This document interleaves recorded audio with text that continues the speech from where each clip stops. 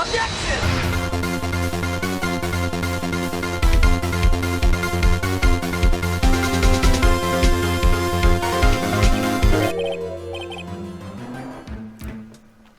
Harsh words, but good.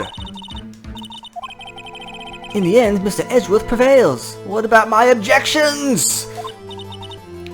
It was there, a scarf. No, not that, but something red, really.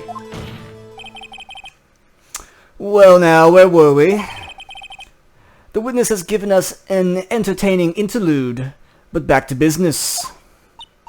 What? Very well, witness, continue your testimony. You saw the crime and apprehended the suspect. Tell us about that. Very well. I do remember some things accurately, at least. Ultimately, we couldn't shake the most important part of her testimony. The most important part? Don't mind me, just reading your mind.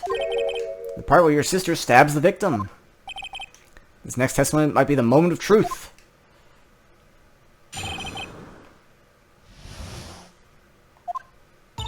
Oh, we got the desperation music. After the murder, the suspect attempted to run behind a partition off to her side. I quickly caught her, explained her rights, and arrested her on the spot. Ah yes, when I arrested her, she mentioned the muffler. That's what had me confused in my earlier testimony. Chief Prosecutor made to escape, but against Angel Star, resistance is futile. You're quite determined about this scarf, aren't you? I strike like a snake and bite like a cobra. That's me, Angel Star. That wasn't a very good metaphor. First of all, a cobra is a kind of snake. Don't bother me with details unless you want to get bitten, you pesky defense attorney. No, thank you. Note to self, Mr. Wright is weak against poisonous snake bites. The Chief Prosecutor tried to resist, but her efforts were in vain. She knocked my hands aside, kicked over an oil drum. An oil drum? Hard to imagine. Oh, she's beautiful but deadly. A predator, this one. A leopard woman. Rawr! Very well, Mr. Wright. Please continue cross-examining the witness again.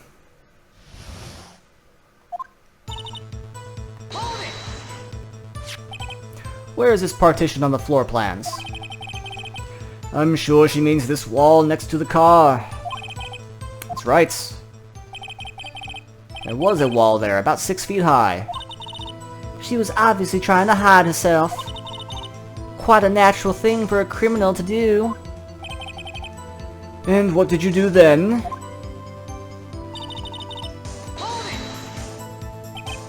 You say quickly, were you close to the suspect? As I just said, I was only 30 feet away. Maybe I should press for more details. I'd like to see this on the floor plans, just to be safe. Lunchtime car was a visitor. She was parked in B blocks. You witnessed the murder from here? That would make it about 30 feet from the car, yes. Is that correct, Ms. Starr? Yes, that's right. But there was a chain link fence in front of you? I went over it, of course. Amazing, the cough of Queen Lunch Lady Athlete indeed. Would have taken her a little time to climb over the fence. Oh, well, wrong accent, wrong character. She couldn't have gotten to my sister that fast. Yeah, that fence was about 9 feet high, too. How did Miss Guy not get away?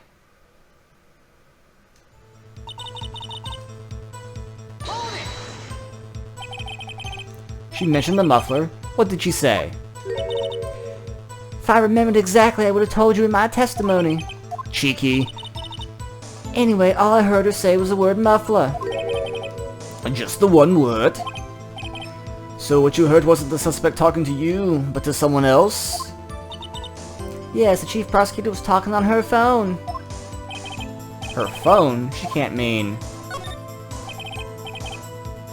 By phone, do you mean this cell phone discovered at the crime scene? Yes, ultimately. Ultimately? My memory. It's like a salmon heading upstream, you see. No, the court does not see, Ms. Starr. The chief prosecutor first attempted to use the phone hanging on the wall. On the wall? That's right. Near the car, there was an emergency phone on the wall. Apparently, it was out of order. And so she used her cell phone? Indeed, the emergency phone was out of order that day. Good witnessing, witness. Good witnessing? Whatever happened to good testifying? You should, of course, add this to your testimony. Things I do to please this rookie defense attorney. Okay, updated the cell phone. I saw it all, how she tried to phone the wall but had to use her cell instead. Could you restate your testimony for the court? Aha! I was going to ask the same thing. I'll only say this one time, so listen close, rookies.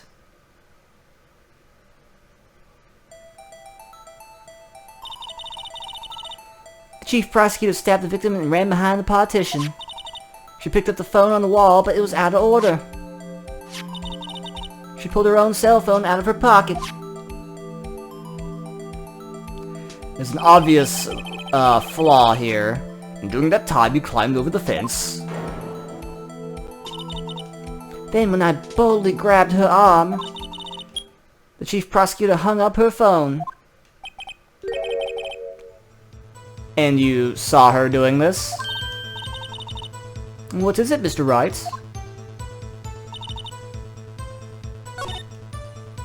So I think for this one we have to present the map. Yes. Miss Starr, I have to conclude you have a personal grudge against Miss Lana Skye. The witness is a former detective. Her testimony is unmarred by personal bias. Well, who would have thought you'd be my knight in shining armor, prosecutor? You, who together with the chief prosecutor kicked me out 2 years ago. Well, Miss Starr, this is a fatal contradiction with your testimony. How do you explain this?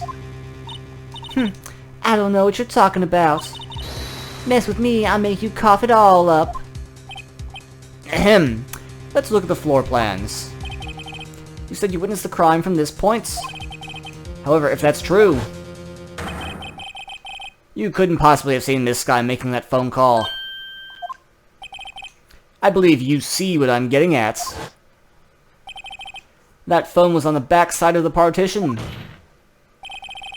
If indeed you're in a B block, you couldn't have seen it! Order! Order! What is the meaning of this? It's simple, Your Honor. She's not coughing up lunch. She's coughing up lies!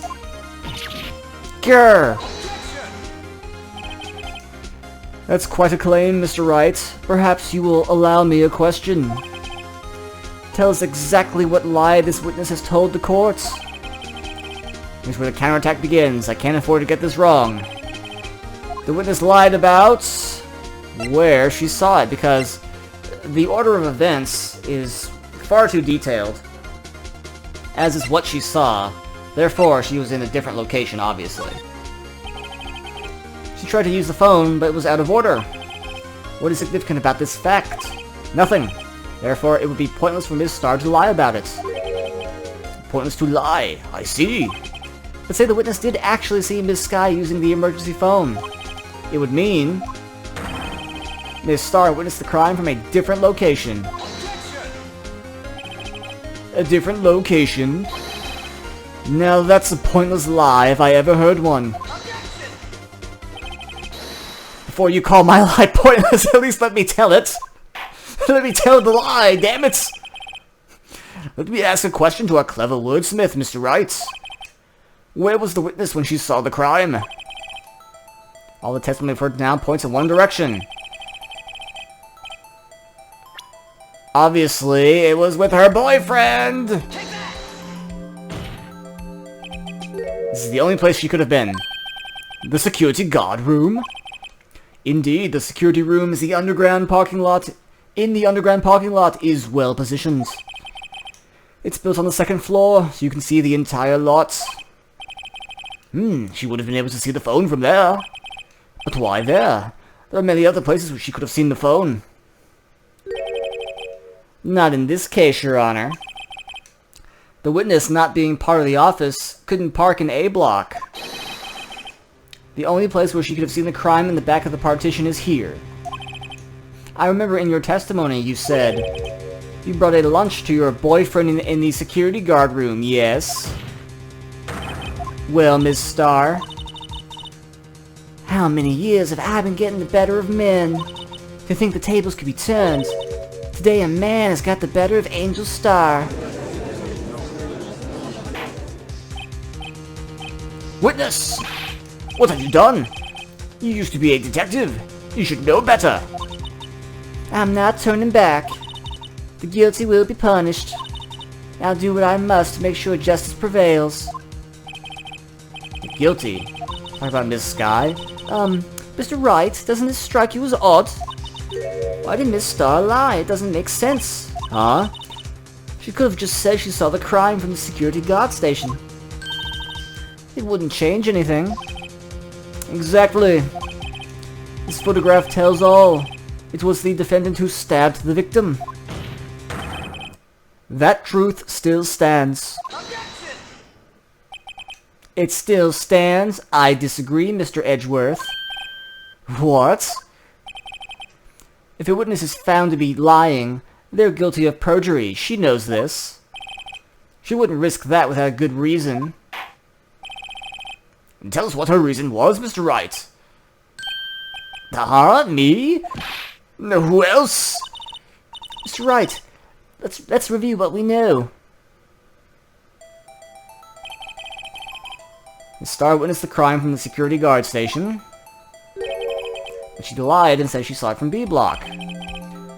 It must make a vital difference, but what? What would change? The distance.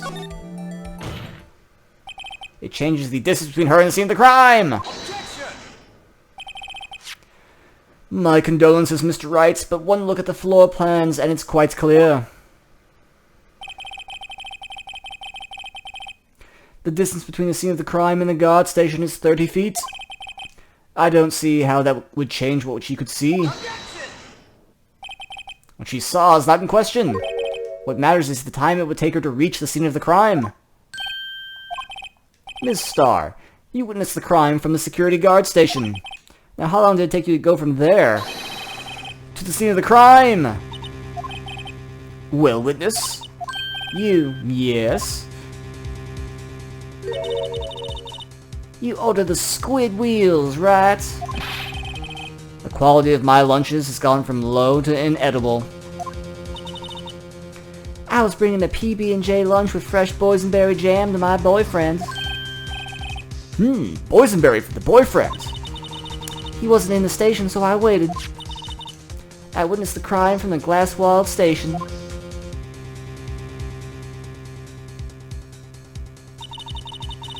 Before I knew what I was doing, I found myself running towards the scene. But the door was locked. I couldn't open it.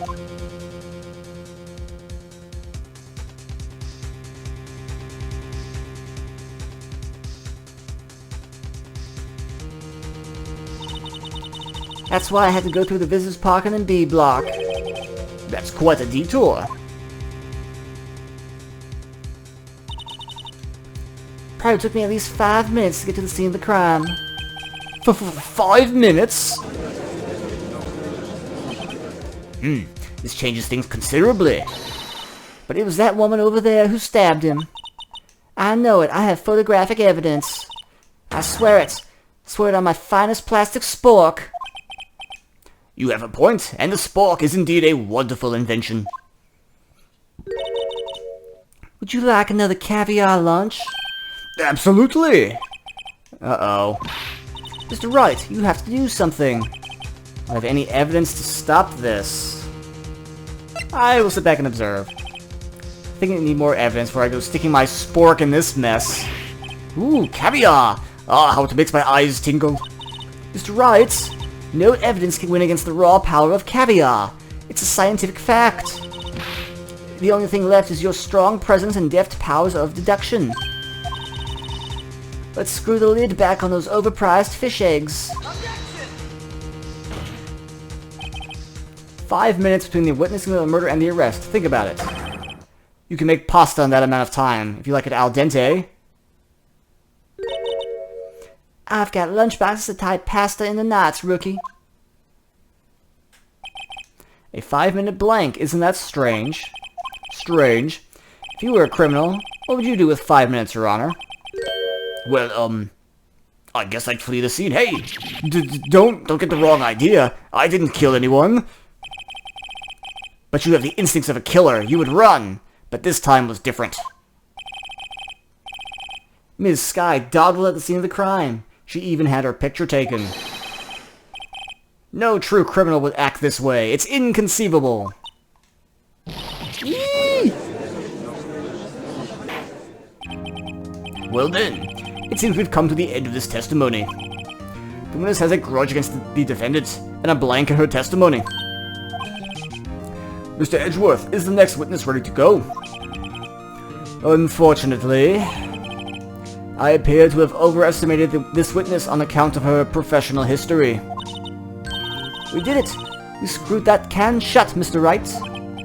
That was much too close. I'm afraid the cough-up queen has been dethroned. And with that, court is adjourned.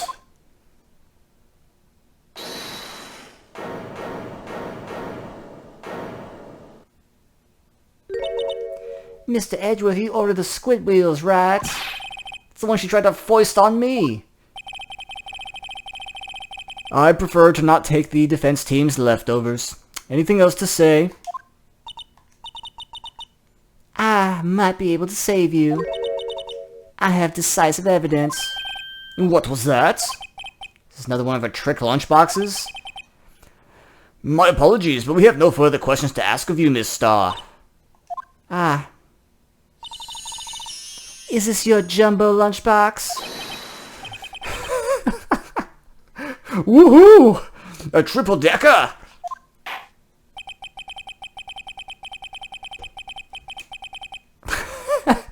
Out of deference to the witness's determination, I'll allow one more testimony while I eat up on this triple-decker lunch. Let's hear this decisive evidence. Nom nom nom nom nom.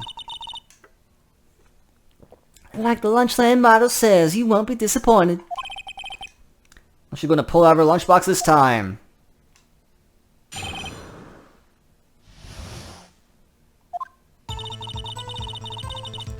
I should have mentioned those 5 minutes when I wasn't looking at the crime scene.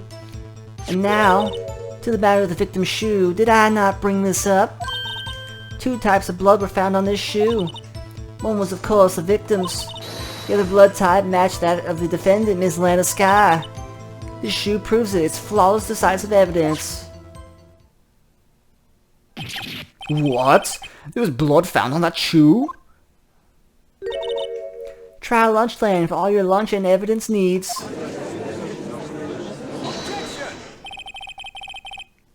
Witness, what's the meaning of this? Why is this the first time I've heard of this evidence? Simple, as I've already said. I don't trust you with evidence, Mr. Edgeworth. That's why I took the liberty of investigating this myself. And you had blood tests performed? Didn't I mention? I have 3 boyfriends in forensics. She certainly gets around. In any case, Your Honor, I can't accept this as evidence. What? You must know the 2 rules of evidence law. Rule 1. No evidence shall be shown without the approval of the police department. In other words, this shoe is illegal evidence, at least for the time being. Is that right, Mr. Wright? It seems so. Edgeworth sure is celebrating. Not so fast, Mr. Edgeworth. Don't forget, I used to be a detective. As I mentioned previously, this shoe has already been tested by a member of the forensics department. As you can see, it was approved by the police department as of today. Even the general public can produce official evidence, Mr. Edgeworth.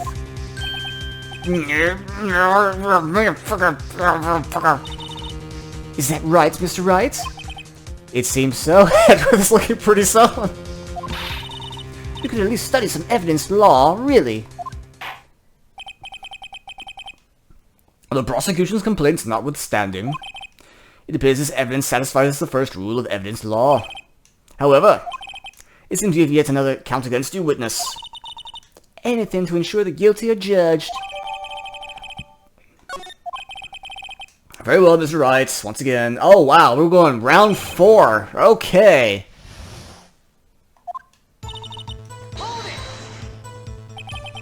Why did you lie about 5 minutes? I guess you could say I just wanted people to look at the results. The results? How many times do I have to say this? I saw the prosecutor stab him Before my very eyes. Compared to that, a 5-minute blank is nothing. Then why didn't you just tell the truth? Don't make me laugh. We're dealing with the most untrustworthy of the vile lot known as prosecutors. Falsified evidence, arranged testimonies, erasing it, and manipulating evidence. When you fight monsters, you need to use every trick in the book. This when the suspect is admitting she did it? But false testimony is the most despicable crime of all, Miss Starr. How dare you? How dare you? Let's just get this over with. And you found this shoe at the scene of the crime? I detained the chief prosecutor and notified the police department. Wanted to make myself useful while I was waiting for the police to arrive. So like an ill-trained pooch, you snuck off with a shoe. I was afraid someone would erase the crime. The shoe is my secret weapon if that should happen. See this fashionable basket I have here? It carries more than lunchboxes, gentlemen. I'm happy for you and your bag. Really. In any case, you removed valuable evidence from the scene of the crime. Tell us what you did next. So you brought it to the forensics department. If you're going to submit something as evidence in court, you need it approved. To do that, evidence must be analyzed by a forensics expert. She got away with her little coup because she used to be a detective.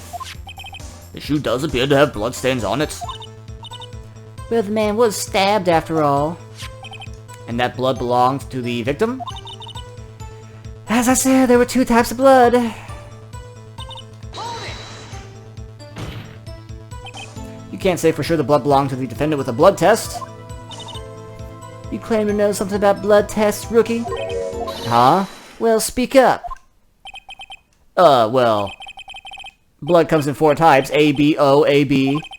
However, you can't tell from a blood test whether a murder was committed in cold blood.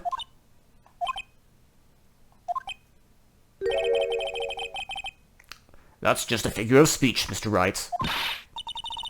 Actually, we can differentiate between millions of types with all the blood tests out there. Which means we can more or less narrow any sample of blood down to just one person. Or so I hear. That's very specific. If I had a little more time, I would have gotten DNA test results. But they said there's very little doubt it could be anyone's but Ms. Lana Sky's.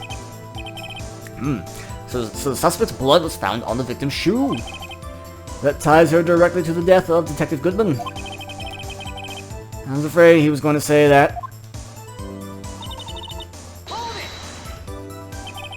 Can't let this evidence go through without a fight.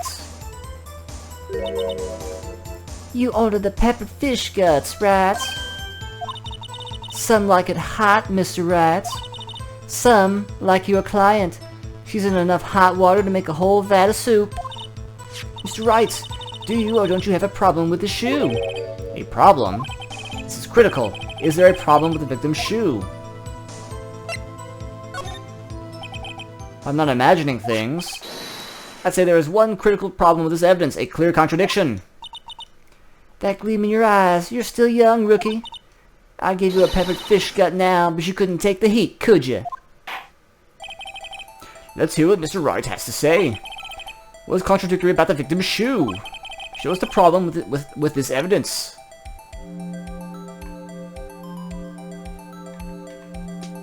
This. Take that! I wonder if you noticed. There's blood on the bottom of the shoe. Don't mess with me, rookie. Or it'll be your blood on the bottom of my shoe. Indeed, there is quite a bit of blood on the bottom of the shoe. It makes sense. The victim was stabbed with a knife. What could possibly be contradictory about blood on the bottom of his oh, I can't talk, of his shoes? The case has gone on for too long.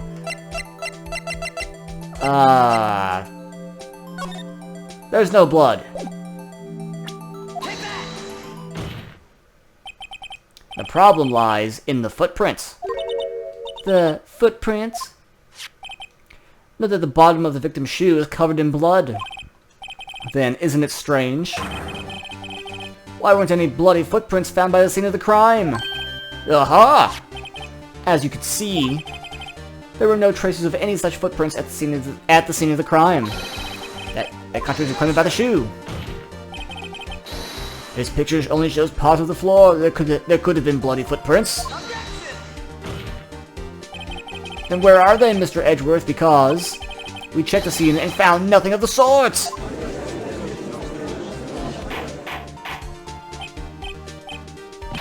Well, witness? What, huh? Great killing, Mr. Wright, but it's true the lack of a footprint is a contradiction. But then we have to ask, why wasn't there a footprint? Oh, that's true. There has to be a reason why there wasn't a footprint. Think, Mr. Wright, think. Hey, I don't know why it's not there. I'm just good at finding contradictions. What?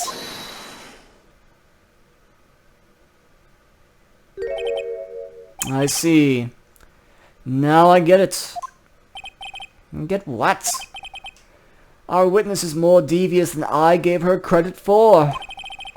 We were hoodwinked to the very end. But she slipped. There is one vital hint to the truth in her testimony. What are you talking about? Think back to when she told us about apprehending the suspect.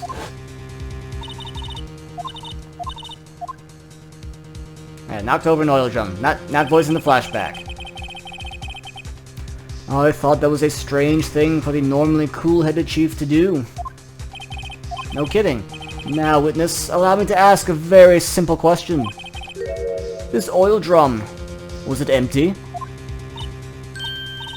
Oh, that, I'm not sure I like your attitude, Mr. Edgeworth.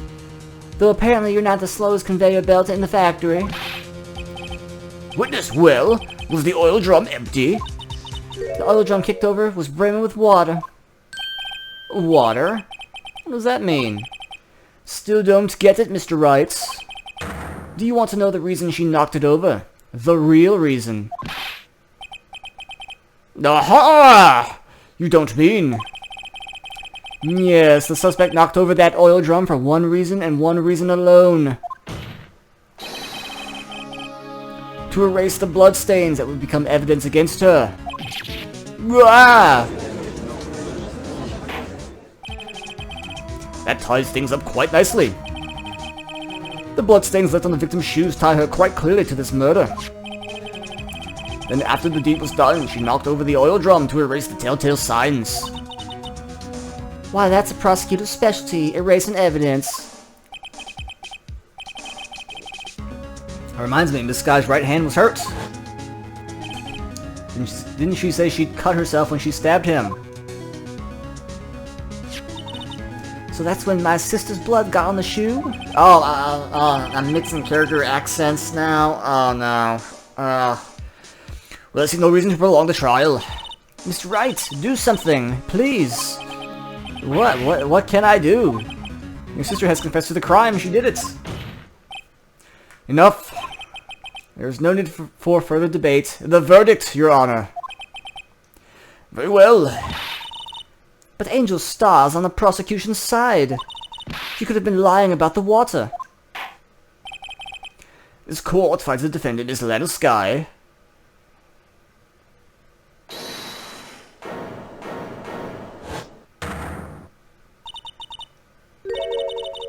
Little girl, what did you just say? Huh? Me? Did you say I, Angel Star, was on the prosecution's side? Well, yes, of course you are. You're saying my sister hid evidence by erasing the bloody footprints. Well, I thought you had your fill, but here you are, demanding a second helping. Another lunchbox called evidence. Wait, witness. Don't tell me you have something else! The time for deliberations is past. Any further comments and you will be held in contempt of court. Your threats don't scare the cough up, Queen. Look at this. A photograph? I had it just in case anyone had the gall to suggest that the white shoe didn't belong to the victim. I see no room for error in this evidence. But it's illegal evidence. Has the police department sanctioned this photograph? Mr. Wright, wait! Look at the asphalt in this photo. Hey, it's clearly wet.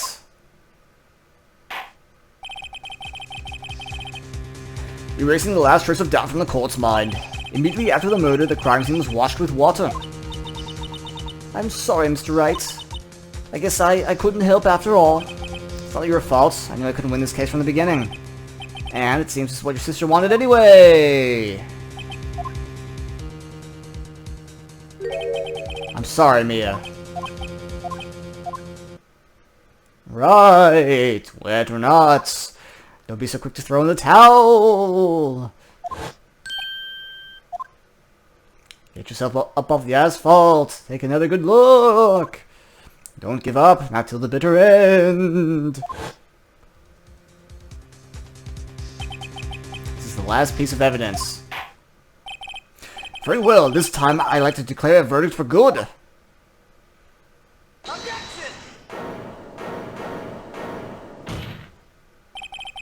Your Honor, wait! What is it with you people? Can't I hand down my verdicts in peace anymore? Whatever it is, can it wait?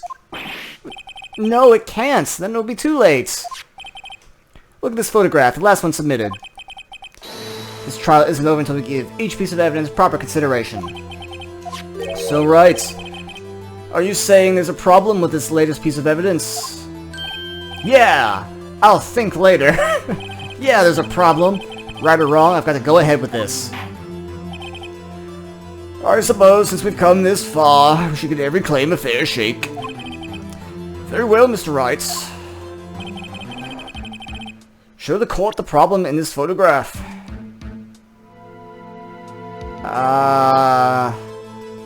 The shoe? Well, it's probably here. That's not it, don't you think? As your elder, Mr. Wright, let me give you a piece of advice. When you point at something, at least remember to keep your eyes open. I believe he's trying to say no one's falling for your bluffs, Mr. Wright. Open your eyes, Mr. Wright. Think scientifically. Oh, wow. Okay, so... it's that. The problem in the photograph is here! What's this? There's something poking out of the car's muffler. Wait just a moment, Mr. Edgeworth. Your Honor, you just said muffler. However, I see no trace of a muffler or scarf of any kind in this photograph. A muffler is also a part on a car or motorcycle, Your Honor. Just think of it as part of the exhaust system. A pipe. I see, Ed. I see. What's that cloth sticking out of the car's muffler? So what if there's something sticking out of the muffler? What does that have to do with this case? Nothing. Absolutely nothing. Sorry, Ms. Starr. It's not going to be that easy. In fact, you've already told us why this is important to the case. You said as much in your testimony. What? Let's hear what Mr. Wright has on his mind. Tell us why you think this piece of cloth in the muffler is related to this case. Because of that.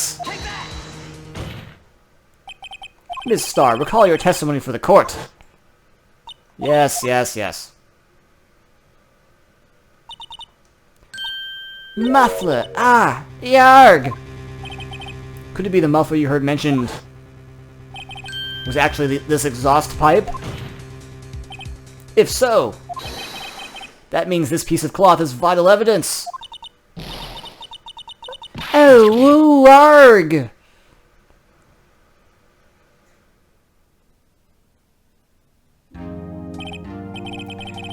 Well, it seems we will have to suspend the proceedings.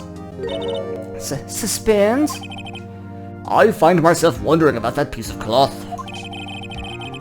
If we leave any question unanswered here, we do a disservice to the law. Have the car of the crime scene inspected at once, and bring me that cloth. The verdict will wait until after we've seen the evidence. Agreed.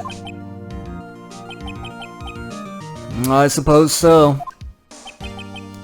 Ooh, that was close. But we made it, at least for now. This court will adjourn for a 30-minute recess. It's lunchtime, after all. He's still hungry after his triple-decker? Oh, wow, that was a long case.